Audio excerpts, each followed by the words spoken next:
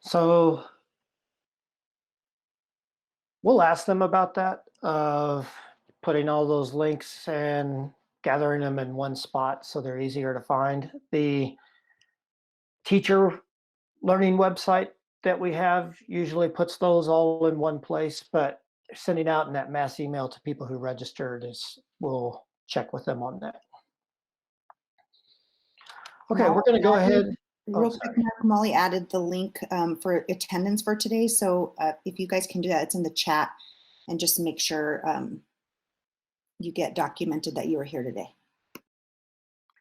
Yeah, so if they did that in the greeting, it is the same form. So if you've already filled that out there, then you probably don't need to fill it out again. So just as long as you filled that out one time today, so they know that you were here and what sessions you planned on attending.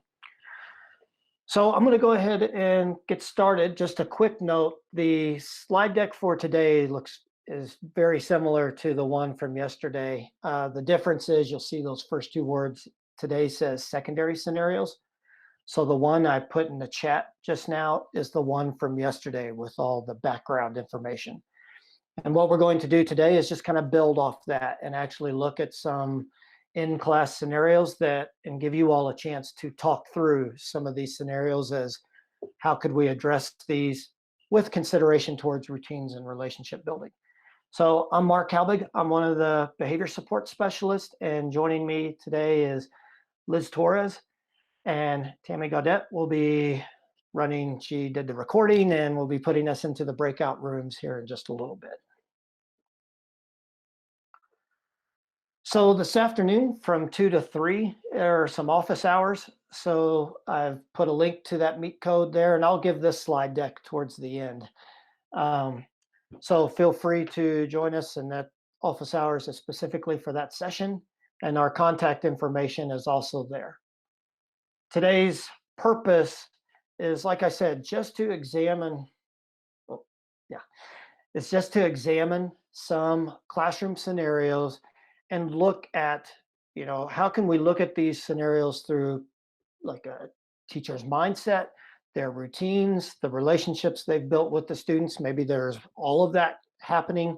And what are some possible ways we could remedy this? And this is one of our favorite things to do, is look at scenarios, because it really gives people a chance to talk and hear a variety of ideas. There's not one way to resolve behavior issues in a classroom. So on the next slide, we will see, is it delayed? There we go. Sorry about that, Mark. That's all right. So Now. our agenda today, we're just going to do a quick recap of yesterday, just a reminder of what we talked about. We're going to look at one scenario as a whole group, and then scenarios 2 and 3, you'll be sent to breakout rooms. We'll come back, discuss those as a whole group, and then if time permitting, send you back to breakout rooms to discuss 2 more scenarios. And feel free to use these scenarios back at your school site as well. So for the day 1 recap, we started with that reflection of always kind of using as our guide, how do we want students to remember our class? How do we define success for ourselves and our students? And how do we want to feel at the end of the school day? And always asking ourselves, if this is my goal, how close am I to achieving that goal? We talked briefly about behavior support systems, teacher mindset, our beliefs about behavior, what are support systems, what aren't they? And the main takeaway there is they're not about control. They're about structure and giving that freedom within that structure. And then we discussed relationship building and the importance of establishing routines in the classroom. And this slide, yesterday we talked about how whether you're year 20, year 1, treating it every day as this is the beginning and what can I learn from? And today's focus is on that bottom one, those collaborative conversations. You don't always need that designated professional development. You can learn a lot just through conversations with others. So for each scenario, we want you to reflect on what happened using these guiding questions. So identify and explain how the scenario reflects a possible issue with the teacher's mindset, class routines, and relationship building. And we're going to keep it just very general. What could be done to make the situation better? And so you can reference day one ideas. We gave you that link to that slide deck, but just let the conversations happen organically. So we're going to show the first scenario now, and we're going to work through this one together. In a ninth grade class, students are constantly talking during directions and doing what they want. An observer tallies how many times the teacher verbally tells the class to focus or pay attention. The number climbs to 35 times, but the teacher doesn't progress past warnings. So this came from, I was in a class and I actually was observing, and the teacher wanted me to tally how often they gave a warning to stop talking, and it reached 55 times. And so this is a reality. We probably do it a lot more than a lot of us realize, of these constant verbal warnings. So take a moment and think about this. Does this reflect a mindset, routines, relationships, and how could we make this situation better? So take a moment to reflect on this, and then we'll see if anyone wants to share an idea.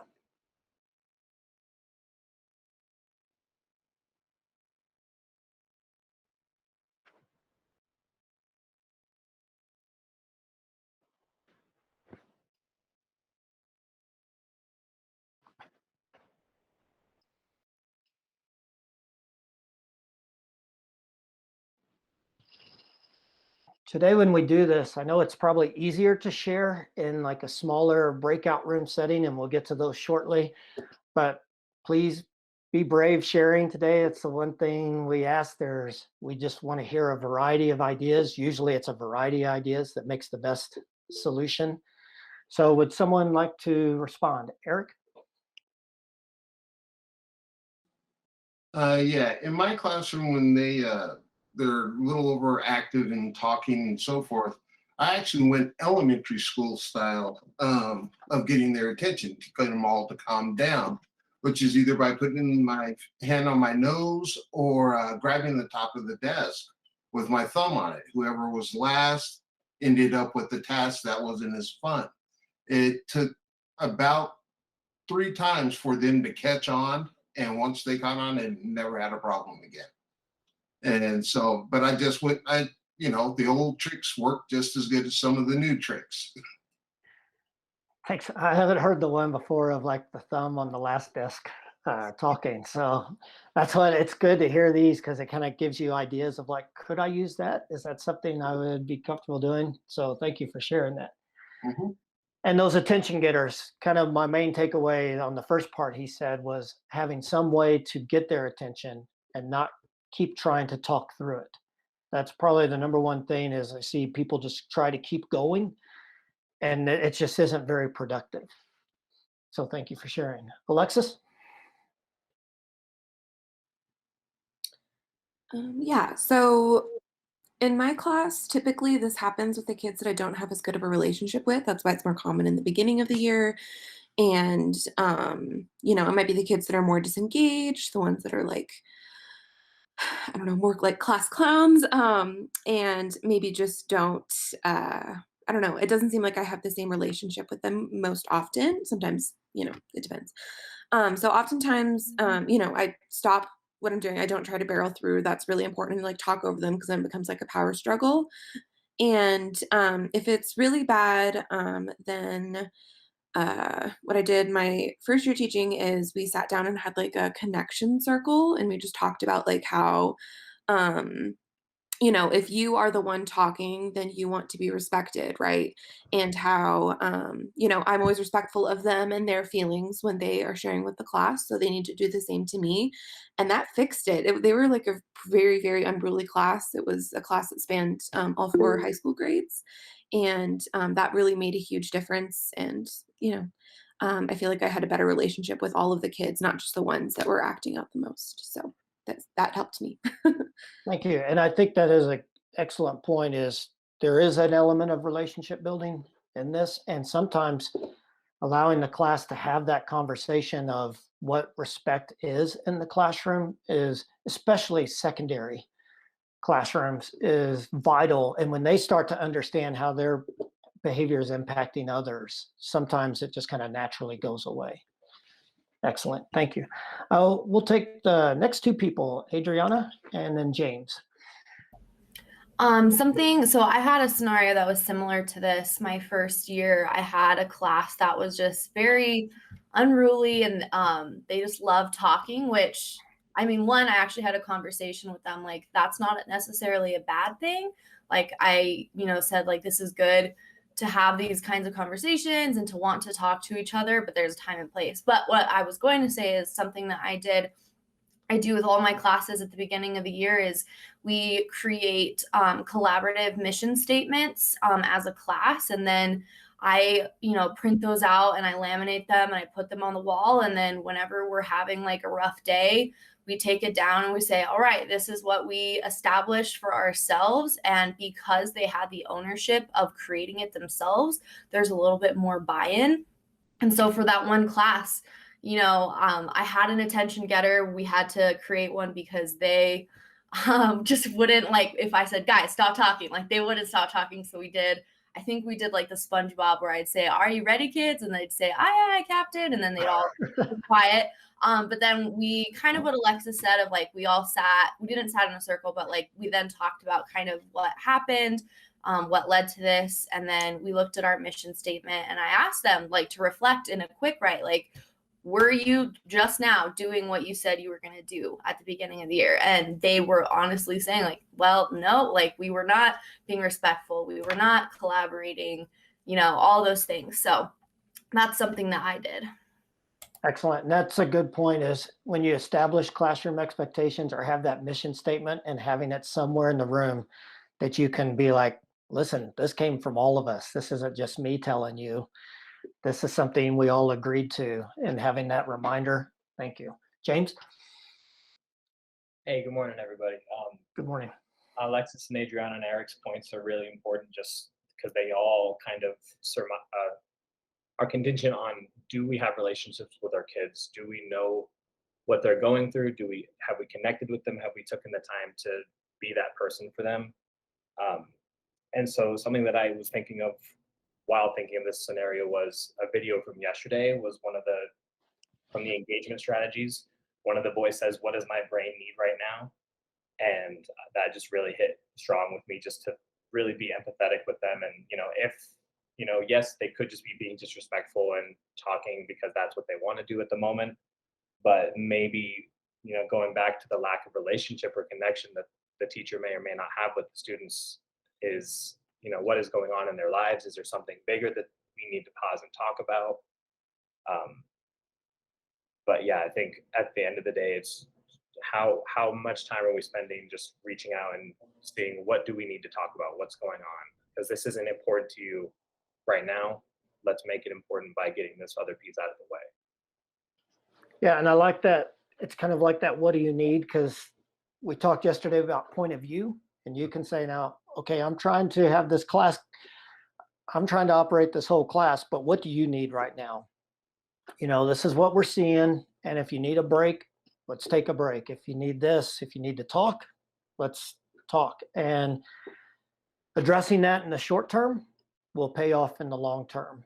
And so one thing we were talking about yesterday, Liz and myself, is we really loved the energy and participation you all brought to the events yesterday. And this first scenario is an excellent reminder of this. I'm going to also mention a couple things in addition to Valerie. We can take one more and then we'll go on so that you guys can get some breakout time. Yeah, I was just going to add on to what James said too. And I had a class a couple years ago, and they were just awful because they just happened to all be friends. Like, it's just the luck of the draw. And so nothing I did was really working. So I just figured out, okay, who are the biggest ones? Who are like the ringleaders? And started doing that relationship building off and outside of the classroom, and then got into, hey, you know what? You work with me here. And help be a leader of this classroom, and then it really started to change. Excellent point. Anytime in those classrooms, finding out who the leaders are in that classroom and really working with them can really pay off. And Adriana brought up, like, she had a class that was just very talkative, and that's not necessarily a bad thing. So yesterday we talked about building in those breaks. So maybe that's something we build into that class period. If that group is just really friendly with each other, is if we can get through some class time, I'll pause in the middle and we can take a little break where you can have that talking without it worrying about disrupting class. So building that in. So on the next slide,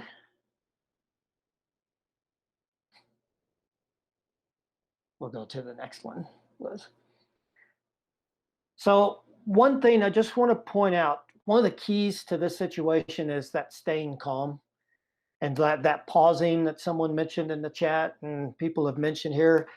And the one thing I would just kind of be aware of that I've seen with teachers is when you've said stop talking or something 30 something times, your frustration begins to build, and you want to avoid those statements of the next person that, because you've just backed yourself into a corner, and there's probably someone in that class who's going to dare you on that.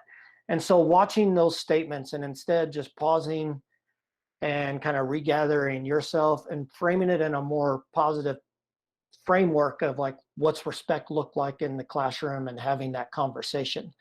But watching that frustration build, and then all of a sudden the student that gets disciplined may not have even been responsible for the first 30 please stops.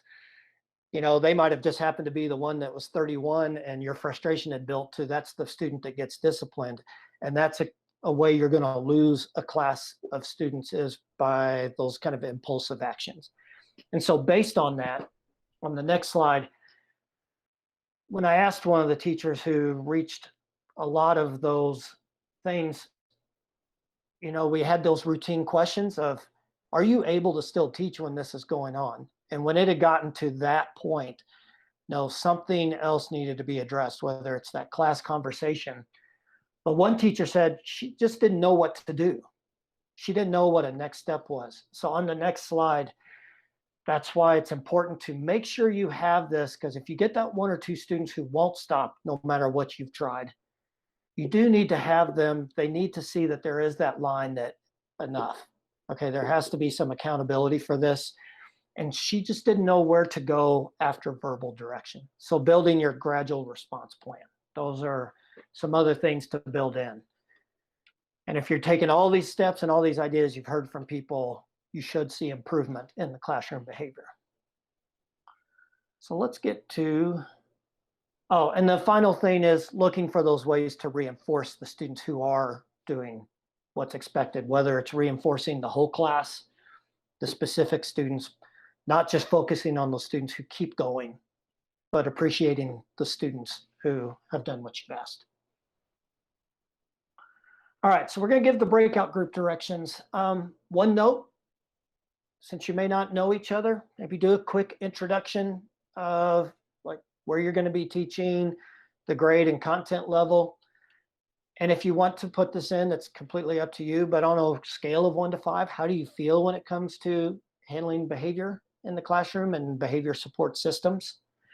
With like 1, no, I'm really frightened. 5 is I'm very comfortable. I feel like I've gotten very good at this.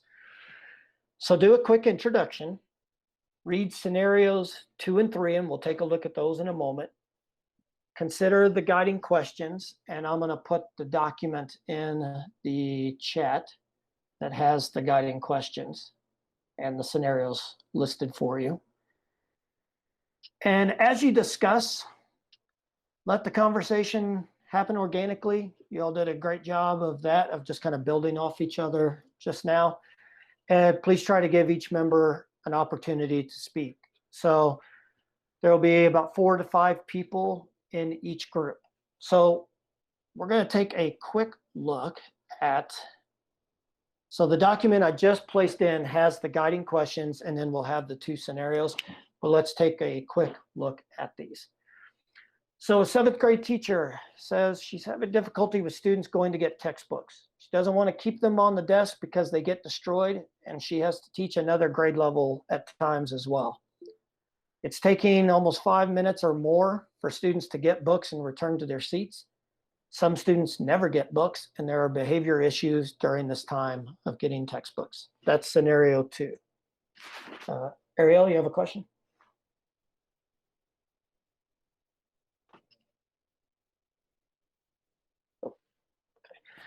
And then No. scenario, oh, No. yes. You okay?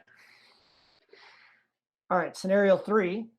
There is an 11th grade class where the teacher gets easily frustrated and starts yelling. When he tries to discipline students, he argues with them about he has the authority to give consequences.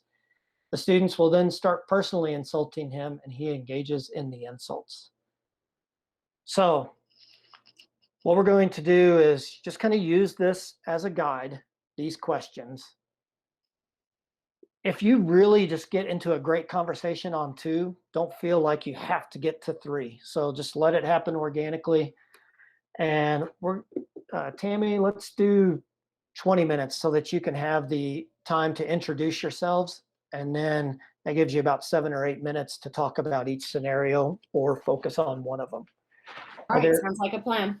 Are there any questions before Tammy hits the button to put you in the breakout rooms? Okay, we'll be in the main room, so if you have any questions, feel free to pop back in, and Liz and I will be in the main room still. All right, enjoy your conversations and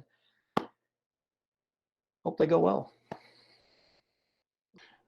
So we wanted to stop a little bit early so you can have like a 3-4 minute break before the next session. I'm gonna put this slide deck that has the scenarios into the chat so that you have access to this in case you want to discuss the other scenarios that we didn't get to with anyone. But with this last 2 minutes, is there 1 or 2 people? Liliana, you have your hand up. Would you like to share? No, sorry. Sorry. Okay. We have time for 1 or 2 people. If there's something like an aha you got from your group or something that the group discussed that you'd like to talk about, whether it's scenario 2, 3, or in general, we do have time for a couple people. Charles? Yeah, I think scenario number 3, the second one that we were to discuss, I thought it was kind of interesting. The group basically, I think, pretty well felt like once you've got into that scenario, you've kind of already lost your control. And that the basic approach was to not get into a situation where it's the one of where it's a my way or the highway type situation where you're already threatening them and all that kind of thing. That it would be, you've already kind of lost control of things when you're at that level. So that was kind of the aha moment for me, is you shouldn't even get to that point. If you've gotten to that point, something has already fallen down.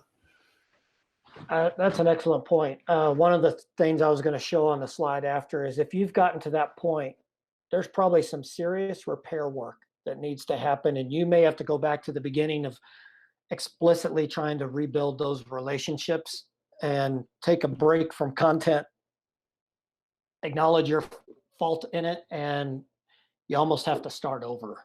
And even then, it's a gamble. You don't know how well it's going to go. So preventative measures is, yeah, thank you for saying that. One more person, does anybody want to share something the group mentioned?